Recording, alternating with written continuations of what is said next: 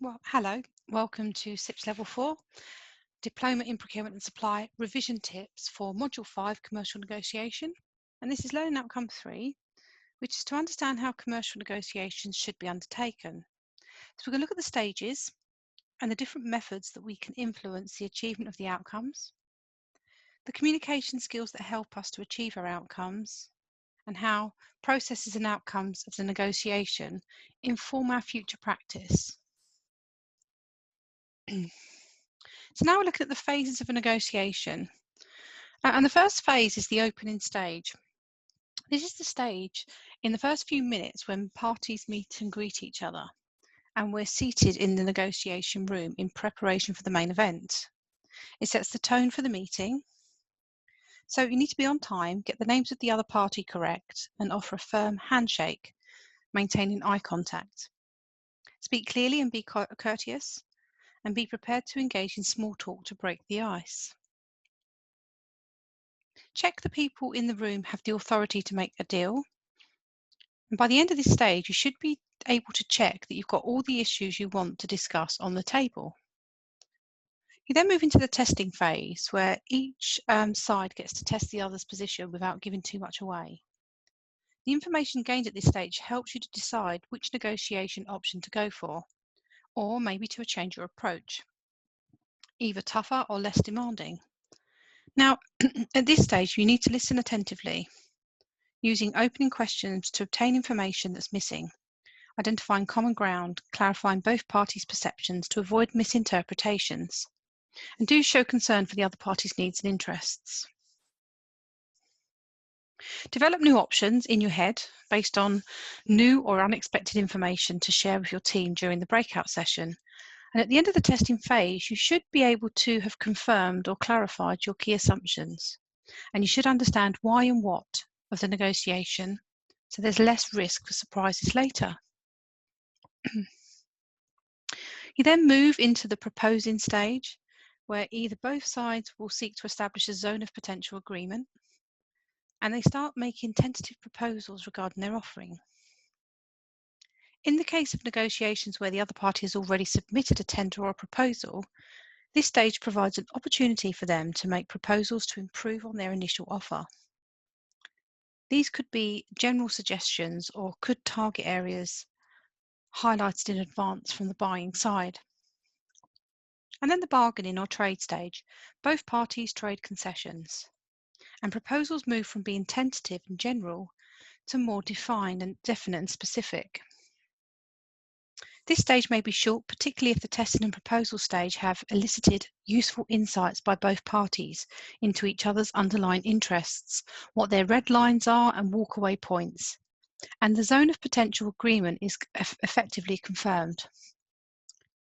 And then the agreeing and closing phase. But not all negotiations actually get to this phase. Judging whether to close can be difficult, so listen for explicit language and look for nonverbal cues. Make sure that all the issues have been resolved and there is no ambiguity about any of the terms. Summarise to confirm what's been agreed to lead a final agreement. And you can seek agreement in principle if the other party doesn't have the authority. But shake hands on that agreement and leave the meeting as soon as possible.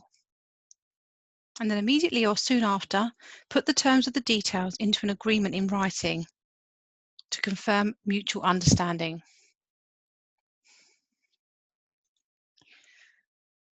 Now, without adequately defining your objectives, preparing your case and planning your strategy, your chances of achieving your ideal objective in a negotiation is really minimal. And if one party spent more time meeting, before the meeting, should I say, defining their desired outcomes, planning how they're going to dictate the agenda, and how they might open their case and tackle tricky questions, they will always outperform the person who has given no prior consideration to it.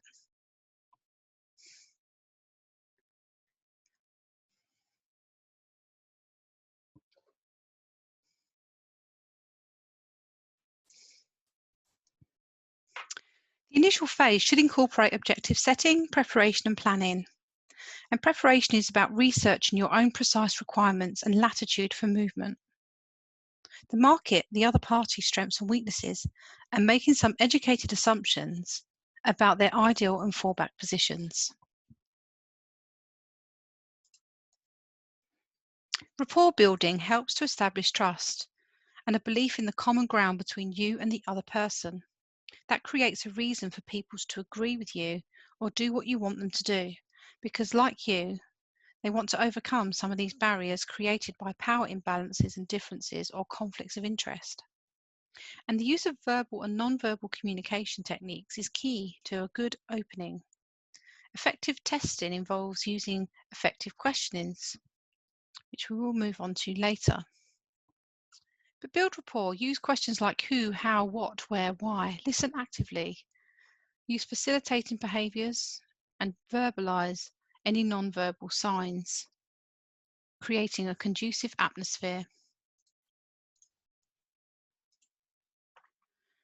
Now, some of the key questions you need to answer when developing your proposal will include, who are the negotiators? That's the person you may or may not be meeting, and that could be the final decision maker, but not necessarily. So consider who else might be involved in that process, and if possible, ask a supplier to describe their decision-making process. Then, what is the walkaway point? Research your competition to identify potential points at which they will not wish to negotiate. And if possible, ask the suppliers questions about their interest and concerns to avoid them walking away. Then, is there a budget? The buying organisation will usually limit the funds available to complete a purchase. Make sure you've confirmed this to ensure you do not overspend or negotiate without authority. And is there a deadline? Many companies set internal deadlines for purchasing decisions in order to hit production or launch schedules. So you may need to be more motivated to sell at a certain time of the year. So ask the question, if possible, to identify a deadline that might impact their decision. And then finally, what is your best solution for this situation? Determine which of your offering provides the most benefit based on who the suppliers are, what they need, what their walkaway points are, and their purchasing schedule. Bargaining is a discussion between two parties in order to reach an agreement. The parties will make an offer, take a position, bargain and agree on a final offer. And then once the final offer is accepted, the parties have an agreement. The terms may still need to be implemented, and in some cases it may be necessary to obtain ratification. So the closing stage provides for ensuring that the final summary is agreed in the negotiation meeting. It provides a foundation for the ongoing relationship and a tool for gaining stakeholder buy-in, as well as an agenda for action and allocation of responsibilities and accountabilities. And the minutes or summaries act as a written record of the confirmation of the agreement. Formally and mutually agreed points can be incorporated into the development of contracts without further discussions. And the closure stage includes confirmations of approvals for the agreement, and it's commonly used in international negotiations. They're also used internally where senior managers will sign off an agreement, but it's important that the agreement is written down in a clear and concise manner so that we're clear what's being signed and what's being agreed.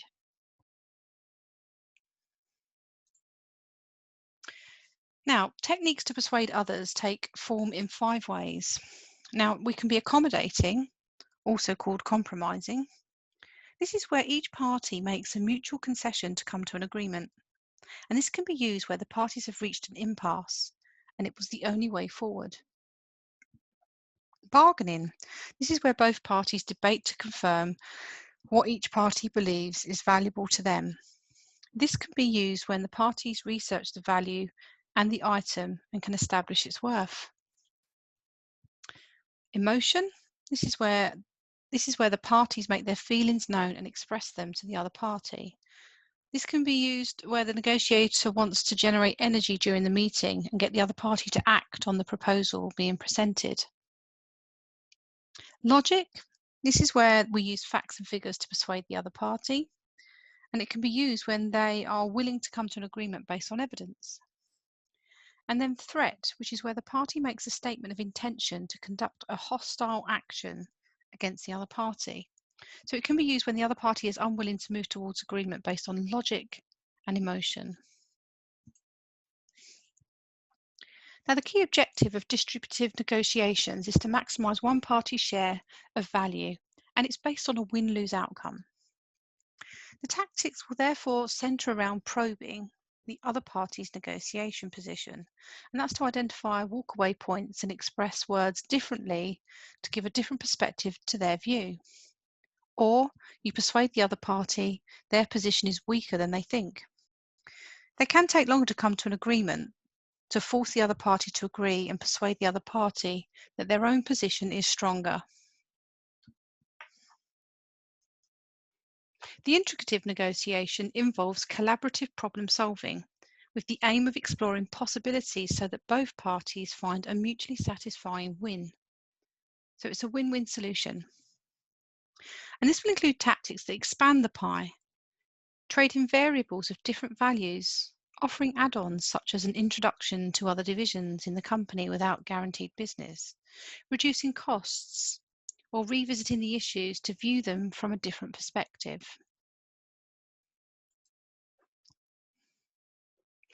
Tactics are actions or strategies carefully planned to achieve a specific end.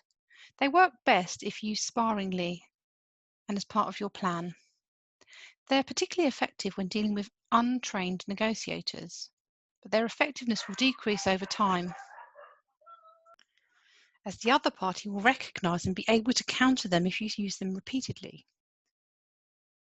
So let's look at these tactics. We've got the good cop, bad cop. Put an act on to make the other party warm to the good cop and make more concessions than they would in the absence of the bad cop. We've got the thank and bank, which is to say thank you when the other party offers you a concession and bank it. And that makes it harder for them to take it back. Lack of authority is board approval. Extract another concession that allows you to sign there and then. That is, if, for example, the price is less than 1 million, you don't have to get board approval. You can do direct declaration of a public stance.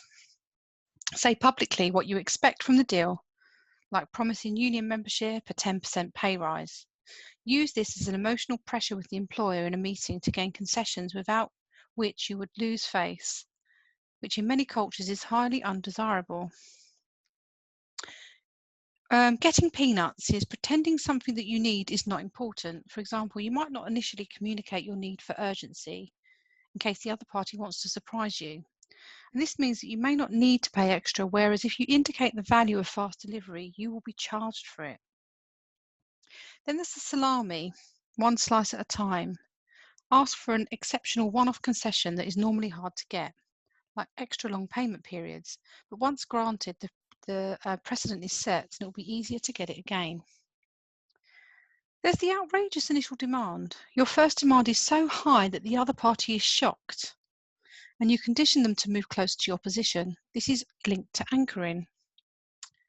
You've got the add-on tactic, which is unexpected extras are added on after the negotiation that were not clarified or explicitly discussed, like out-of-hours support, hidden fees or broken discounts or dependent on extra prompt payments. The broken record tactic is repeating something, so repeatedly emphasising the budgetary pressures you're under to condition the other party into thinking that you've got no money.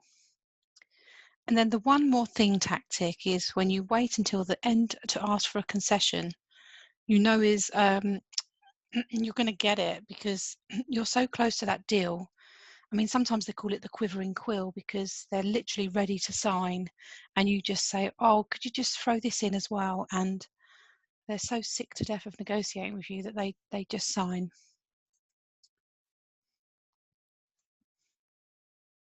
Now, questioning in negotiation is used to elicit information, condition the other party by constantly asking about specific issues, which suggests you're unaware of it or more knowledgeable about it than you actually are. Test the honesty of the other party by asking about something you already know the answer to, and creating the sustained movement in a negotiation if it stalls. And there are many questions that refer to these types of questions, but each style should be used at different stages. So opening questions start with what, why, how. They're used in the opening stages to build rapport. Closing questions generate a specific answer, and they're useful for confirming facts. So, can you deliver to this region within 48 hours? Who will be the account manager? Probing questions typically used as follow-ups to open questions to elicit more detail. So can you expand on that last point? And then hypothetical questions are used to ask about a potential situation or abstract concept, used for testing and proposing phases. So if we could pay an invoice, what could you do about the price?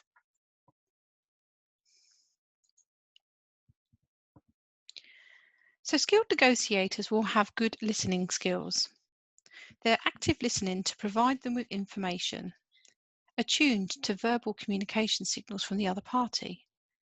They know how the negotiator uses word choice and sentence structures for effect, and they're attuned to nonverbal communications such as noting vocal features, pitch, tone, quality, and rate of speech.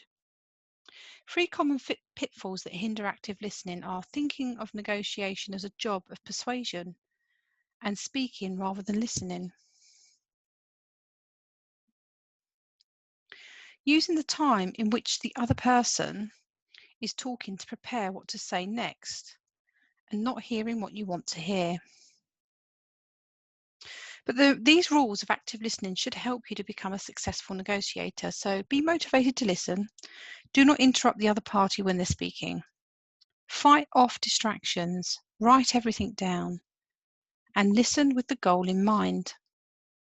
Give the other party your undivided attention. And react to the message, not the person. So to improve your active listening skills, practice some of the following techniques.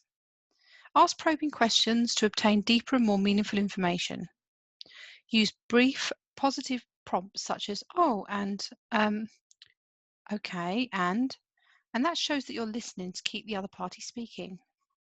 Summarize by bringing together the facts and pieces of the problem to check your understanding. And give feedback to the other person, using pauses and silences to indicate that you're thinking about what the other party has just said. Now, push is more about moving or forcing somebody to change rather than motivating them to want to make the change. Now, push styles tend to involve logical reasoning, threatening punishment, or offering rewards or incentives. They seek to increase the forces and rationalize the change. They can often be referred to as stick and carrot approach. Push styles can be effective in achieving compliance, but may not be an effective way to achieve commitment. But they can bring about quicker results. And pull is generally about motivating the individual to want to change. So it involves personal disclosure, involvement, and showing the possibilities that the change will give. They tend to work on decreasing the forces and the rationale against change. Insincere pull styles can, however, be seen as manipulative and dishonest. So pull styles can be effective in gaining commitment and high quality, but they may be slower in achieving results. Nonverbal behaviour occurs naturally. It occurs in a way we talk, it occurs in the way we make eye contact, or when we don't make eye contact. But it can be seen in facial expressions and gestures, and could be seen in even muscle tension and sensed by the proximity of the other party. As explained in one of the rules we use in neuro-linguistic programming, or NLP, you cannot not communicate. Even when someone is not saying anything, they're giving out signals.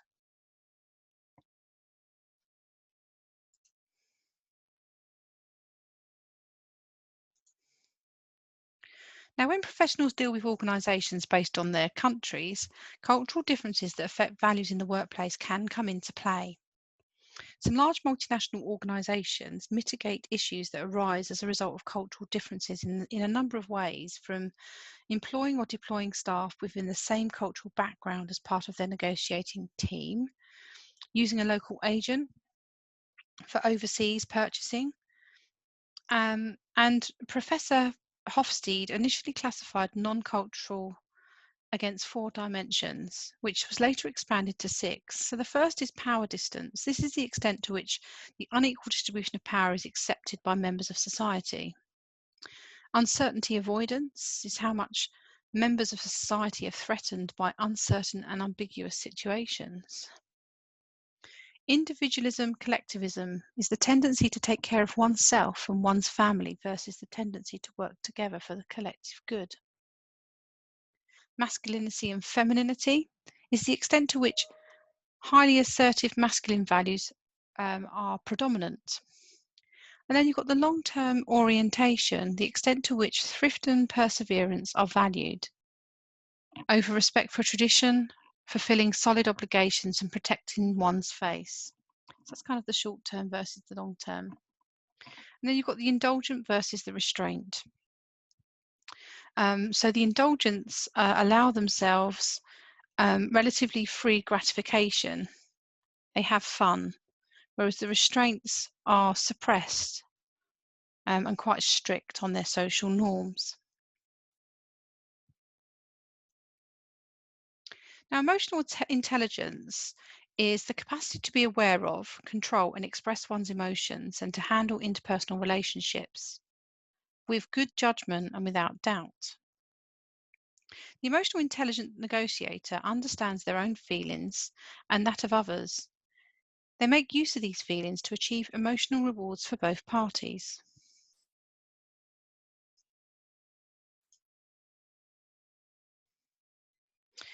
Now, reflection means reviewing what went well and what could have gone better in order to improve performance. It can take place in a formal setting and also privately in your own mind. And the amount of time and effort put into reflection should be in line with the importance of the negotiations to the buying organisation. So when you're reflecting on performance, always refer to your strategy and plan and use a checklist that includes questions that covers the process, the people and the objectives to help maintain focus. It's got a lot of benefits. It makes participants more focused during the meeting. Lessons can be learned regarding what tactics did and didn't work. Participants have an opportunity to air their thoughts openly with their colleagues. The strengths and weaknesses of the negotiation strategy can be confirmed, as well as the strengths and weaknesses of the negotiator. So it will help improve performance in future settings and identify future leaders through their capacity to give and receive feedback. Now, once we've conducted negotiations, we will have experienced new situations from which we can gather information to improve our performance in the future. Now, during the negotiation, we'll have seen things that we've done and we feel didn't go too well or things that went badly. We need to analyse these events so we can use the experience to develop our skills as a negotiator and introduce new concepts. Kolb's exponential learning theory works on 2 levels, a 4-stage learning cycle and 4 separate learning styles. Much of Kolb's theory is concerned with the learner's internal cognitive processes. And he states that learning involves the acquisition of abstract concepts that can be applied flexibly in a range of situations. Now, in this theory, the impetus for the development of new concept is provided by new experience. Now, a typical presentation of 2 continuums is that the east-west axis is called the process continuum, how we approach a task, and the north-south axis is called the perception continuum, our emotions, response, and how we think or feel about it.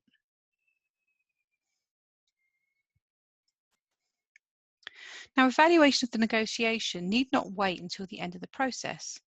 Learning can be captured by doing, attending the negotiation A, and before doing, planning for negotiating B. It could also be holistic, considering all the activities during the negotiations and before the negotiations.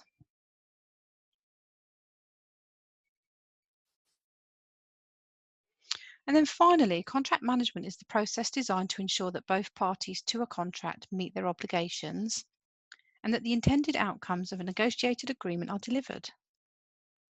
Key processes and activities include those shown in this slide. And there are benefits to positive contract management. And the proactive management of supplier relationships would include reducing costs, better problem solving, stimulating flexibility and motivating suppliers, as well as reducing risk. But the process is to maintain control and performance, motivate the supplier, solve performance issues and resolve conflict. And that's the end of Learning Outcome 3. Thanks for watching.